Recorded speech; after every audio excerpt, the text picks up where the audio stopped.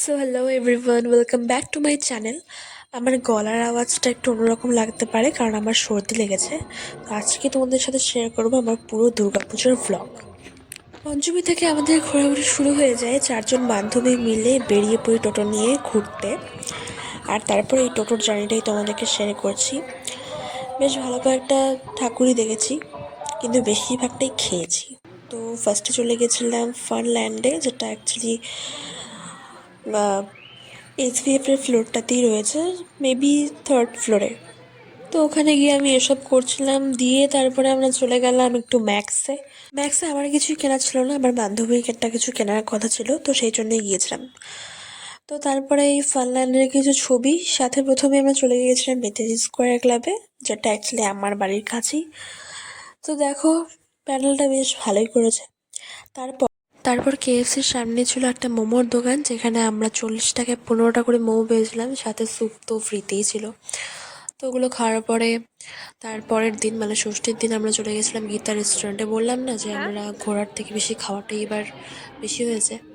তো ওখানে গিয়ে আমরা অর্ডার দিয়েছিলাম এগ ফ্রায়েড রাইস আর হচ্ছে চিকেন কারি। তো খাবারটা খুবই টেস্টি ছিল। খেয়ে দিয়ে আমরা বাড়ি যাচ্ছিলাম, তার ঠিক যেতে যেতে সন্ধে হয়ে যায়। তখন আমরা রকি ক্লাবটা দেখি। রকি ক্লাবের পুজোটা বেশ ভালো ছিল। এখানে দেখবে মানে আর্টিফিশিয়াল প্রচুর গাছ ছিল ঠিকই, তবে রিয়েল কিছু গাছের চারাও এখানে ইউজ করা হয়েছে, যেটা আমার স্পেশালি খুব ভালো লেগেছে।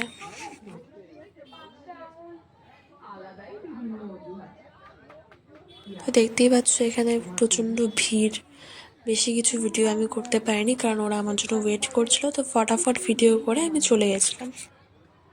অ্যান্ড এবারের পুজোতে এত কিছু খেয়েছি, বিরিয়ানি, চাউমিন, মানে মনেই নেই। তারপরে আরও আরও অনেক মিক্সড ফ্রাইড রাইস, আরও আরও অনেক কিছু, মানে রোজ দিন প্রচুর প্রচুর খাবার খেয়ে নিয়েছি। আর এত খাবার খেয়ে অন্য কোনোবারই এত খাবার খাই না, বাট এত খাবার খেয়ে পুরো ওয়েট গেইন করে ফেলেছি। আর এখন সেই ওয়েটটা লস করতে কীভাবে যে লস করবো জানি না। তো দেখো এখানে তারপরে সোডা লাইমও ছিল। তারপরে দেখো এখানে রয়েছে শান্তিকুট্রি ক্লাবের ছবি, যেটা দিনের বেলা এরকম আর রাতের বেলাতেই বেশি সুন্দর লাগে। ছবিতে তোমরা দেখতেই পাচ্ছ।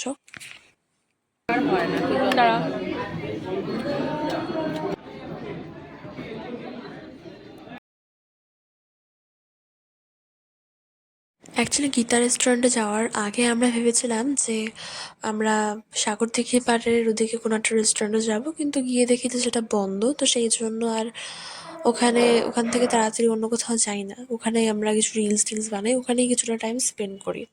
তো আমিও রিলস বানাই, ছবি ক্লিক করি, সাথে আমার ফ্রেন্ডও তাই করে। নেক্সট দিন মানে ধরো আমরা নবমীর দিন আমি পরেছিলাম শাড়ি। তো আমি যেহেতু শাড়িটা পরেছিলাম, তো ভেবেছিলাম যে কিছু ছবি তো ফটোশ্যুট করতেই হয়। আর যেহেতু রোজ দিন বেরিয়েছি, প্রচুর ঘোরাঘুরি হয়ে গেছে, প্রচুর খাওয়া হয়ে গেছে, তো ওই দিন আর অন্য কোথাও যাইনি। ওই দিন গিয়ে আমরা সোজা চলে যাই রাজবাড়িতে। আর দেখো রাজবাড়িতে যে পুজোর দিনেও এত ভিড় থাকবে আমি মানে ভাবতেই পারিনি। আমি ফার্স্ট টাইম দেখলাম রাজবাড়িতে পুজোর দিন এত ভিড়। তো যাই হোক, তারপরে আমরা এখানে অনেক কয়টাই ছবি তুলে রিলস টিলস বানিয়ে বেশ ভালোই অনেকক্ষণ টাইম স্পেন্ড হয়ে যায়। খুব বেশিক্ষণ আগে যে গেছি এরকমটা না, বাড়ির থেকে বেরিয়েছিলাম আমি 3:30টার সময়। 3:30টার সময় বেরিয়ে রাজবাড়িতে গেলামই ধরো 4:15টার দিকে। 4:15 থেকে 5টা অবধি রাজবাড়িটা অ্যাকচুয়ালি খোলা থাকে, মানে 5টা অবধি রাজবাড়িটা খোলা থাকে, আর বাকি দিনের বেলা তো রয়েছেই। তো তখন 5টা বেজে যায়, তো ততক্ষণে আমাদের সব ফটোশ্যুট করা আর ভিডিও বানানো এগুলো সব হয়ে যায়। তো সেভাবে আমি কখনো এখানে ভিডিও বানাইনি।